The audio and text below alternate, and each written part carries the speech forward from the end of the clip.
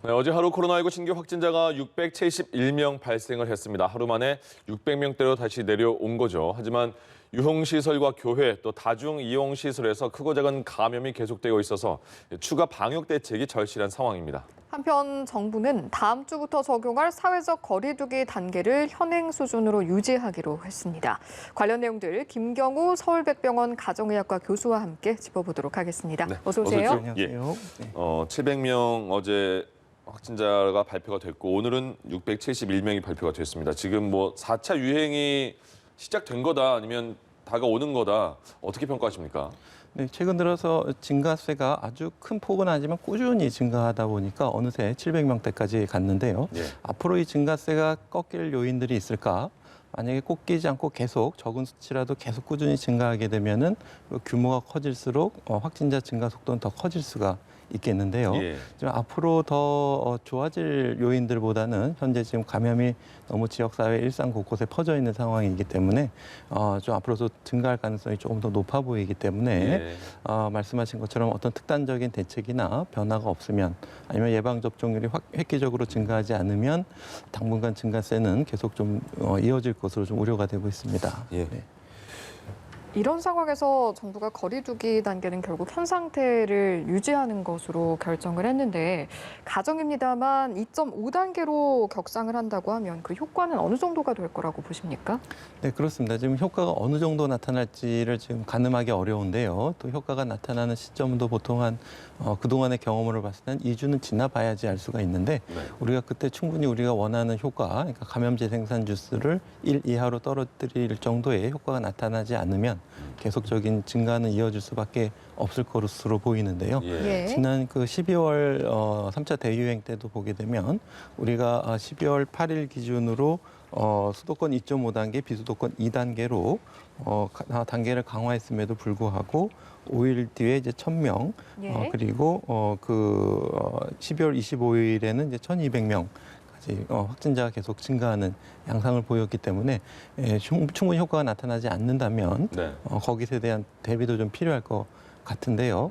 지금 같은 경우에는 아무래도 전 국민적인 어떤 방역수칙 준수에 대한 참여가 전반적으로 필요할 수가 있겠고 예. 그러기 위해선 다시 한번 국민분들의 어떤 인식 전환과 실제로 행동에 실천하실 수 있도록 뭔가 좀 새로운 캠페인과 전략이 좀 필요할 것 같습니다. 예. 어제 권덕철 보건복지부 장관의 발언을 보면 거리 두기 격상보다는 업종별 핀셋 방역 가능성을 시사를 했는데 둘 중에 어느 쪽이 더 실효성이 있다고 보십니까?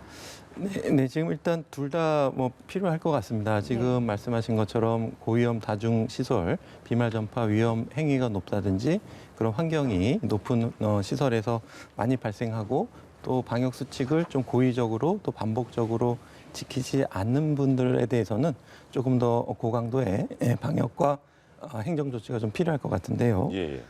무엇보다 지금 같은 경우에는 지역적인 어떤 집단 감염이 일상생활 곳곳으로 번져 있는 상태이기 때문에 우리가 지역사회에 발견되지 않은 감염원으로 인한 추가적인 전파도 지금 우리가 관리가 필요한 시점이기 때문에 이런 핀셋 방역뿐만 아니라 모든 분들이 지역사회에서 방역 수칙을 잘 지키고 잘 이행될 수 있도록 하는 그러기 위해서는 아무래도 단계 격상을 통해서 인식을 제고시키고 행동 변화를 이끌어야 되는데 이제 말씀하신 것처럼 이 효과가 만약에 미비했을 때 그 다음에 추가적인 어떤 대책은 어떤 것들이 있을지에 대한 고민이 추가적으로 될 수 있어서 아마 지금 단계를 올리는 것에 대해서 정부가 약간 좀 유보하고 있지 않나 이렇게 추정이 됩니다. 예.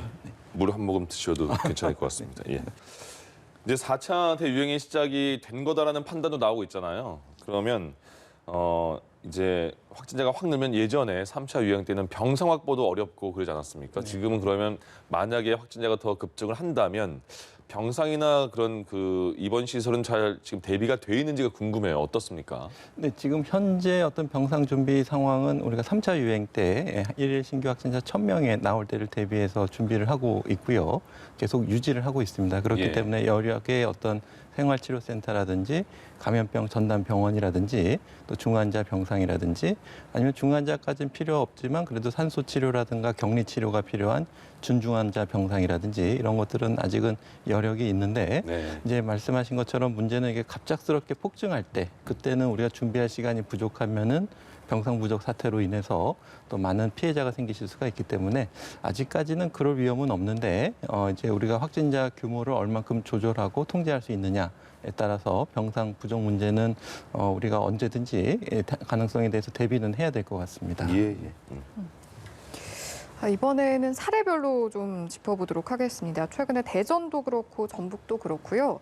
학원이나 방과 학습 등을 매개로 이후에 학교에까지 확산세가 이어지는 모습이었는데 이렇게 되면 단순히 한 곳이 아니라 좀 유기적인 방역 대책 마련이 필요할 것 같거든요.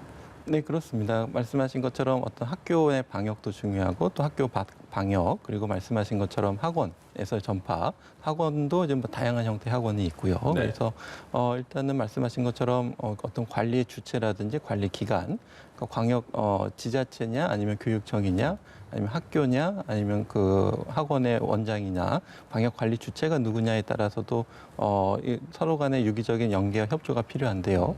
예를 들면 학교에서 똑같이 적용되는 방역 수칙, 그러니까 증상이 있으면은 학교에 등교하지 말고 검사를 받고 중간에 발견이 되면은 따로 격리해서 검사를 받도록 하는 네. 이러한 방역 체계가 보습 학원에도 다 적용돼야 될 것 같고요. 예. 또 학생들끼리도 방과 후에 방역 수칙을 잘 지키도록 하는 방과 후 지도, 또 사적인 모임이나 동아리 모임, 또 어떤 우리가 지난번 단체에 발생한 것처럼 어떤 클럽, 그러니까 학교 어떤 동아리는 아니지만은 단체적으로 모일 수 있는 그런 활동에 대해서도 우리가 관리 영역에 어떤 회색 지대에 있다고 하더라도 예. 유기적으로 잘 관리하는 시스템이 좀 도입돼서 관리가 돼야 될 것 같습니다. 예. 예.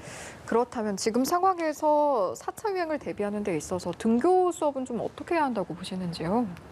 네, 최근 어떤 교육부에서 발표한 것에 따르면 3월 한 달간 등교 이후에 이제 학생들의 감염에 대한 분석 자료에 따르면은 학교에서 발생한 집단 감염 사례는 그렇게 많지는 않았지만 그리고 학생들의 감염의 대부분은 가족 전파고 학교로 인한 감염 전파는 11% 정도에 불과했다 이렇게 발표가 돼서 학교에서의 어떤 감염 위험이 높지는 않은데 예. 하지만 그래도 학교의 방역을 조금 더 보완해서 더 줄이도록 노력해야 될 것 같고요. 예. 어제 질병청 발표처럼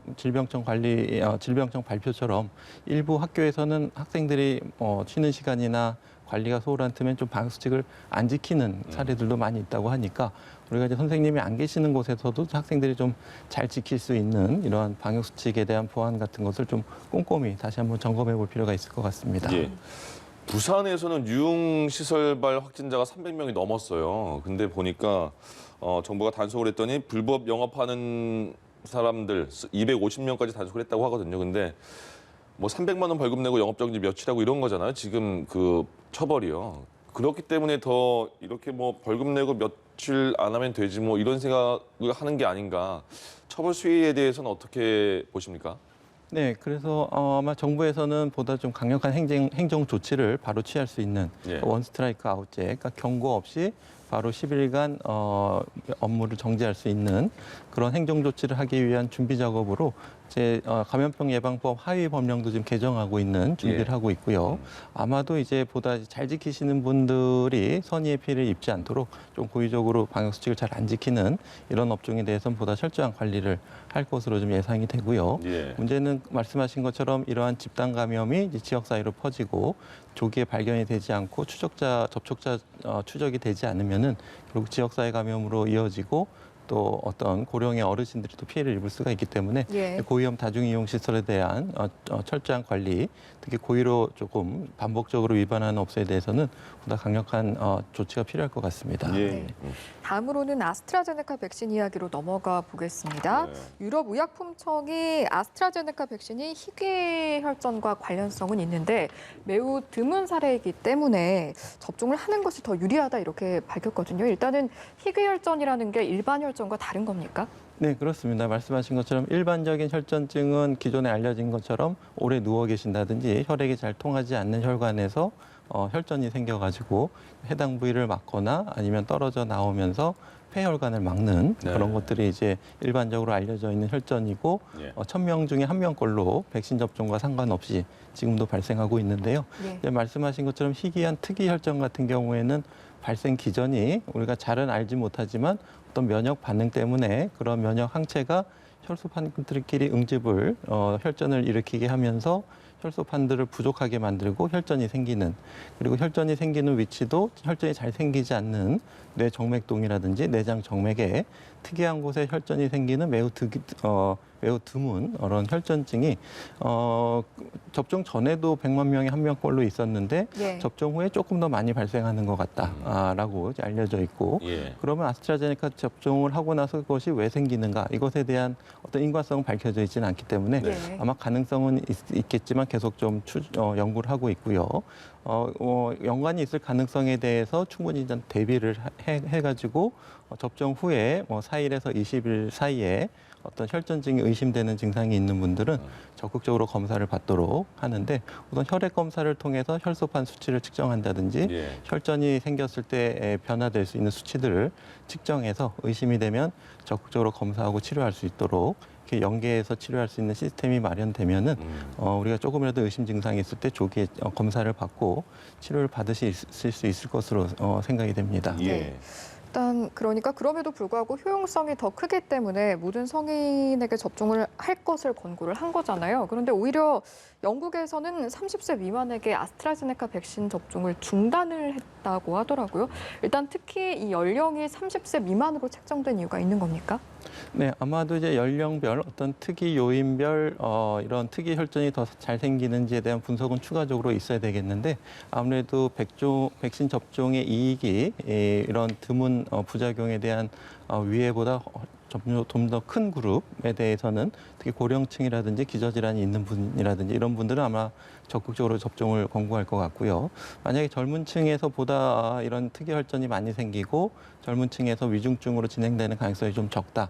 그리고 우리는 젊은 층에게 접종할 수 있는 아스트라제네카 말고도 다른 백신이 있다. 이런 경우에는 연령군을 제한해서 좀 위험군이 낮은 접종 대상군에게는 다른 접종을 한다든지 예. 나라별로 상황에 따라서 전략을 다르게 짤 수가 있을 것 같습니다. 그래서 해외 사례들을 좀 참고해보고 우리나라에서도 어떤 연령을 가지고 기준을 할지, 만약에 다른 백신을 접종한다면 다른 백신에 대한 어떤 수급 상황 이런 것들을 판단해서 접종 전략을 바꿀 수는 있을 것 같은데, 워낙 우리나라에서 이제 동양권에서 어느 정도 발생하는지는 아직은 또 밝혀져 있지는 않지만 예. 충분한 대비는 해야 될 것으로 생각이 됩니다. 그러니까 영국에서는 저런 그 연령대에서 30대 미만엔 다른 백신을 접종한다 이런 방침을 내세웠지만 우리는 이제 인종에 따른 그 다를 수가 있는 거잖아요. 네. 그러면 우리나라에서도 20대는 약간 그 영국에서도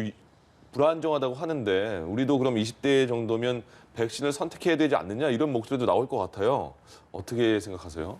네, 나올 수 있을 것 같습니다. 예. 근데 당장 지금은 좀 어려울 것 같고 네. 3분기 지나서 아마 가을쯤에는 그런 논의가 필요할 것 같고요. 예. 그러니까 우선 접종 대상자, 그러니까 위험이 높으신 분들 먼저 접종이 끝난 다음에 예. 그다음에 또 많은 분들의 접종이 필요할 때, 그리고 우리나라가 아스트라제네카 이외에도 선택할 수 있는 다른 백신을 많이 확보할 수 있다면은 예. 백신 선택권을 줄 수 있는 것도 한번 고려는 가능할 것 같은데, 보다 세부적으로 어떻게 그것을 할 수 있고 예상되는 어떤 문제점 같은 건 없는지 좀 충분한 준비를 거쳐서 아마 후반기 3분기 이후에는 한번 고려해 볼 필요가 있을 것 같습니다. 예. 네, 알겠습니다. 오늘 말씀 여기까지 듣겠습니다. 지금까지 김경우 서울백병원 가정의학과 교수와 함께했습니다. 말씀 고맙습니다. 고맙습니다. 네, 감사합니다.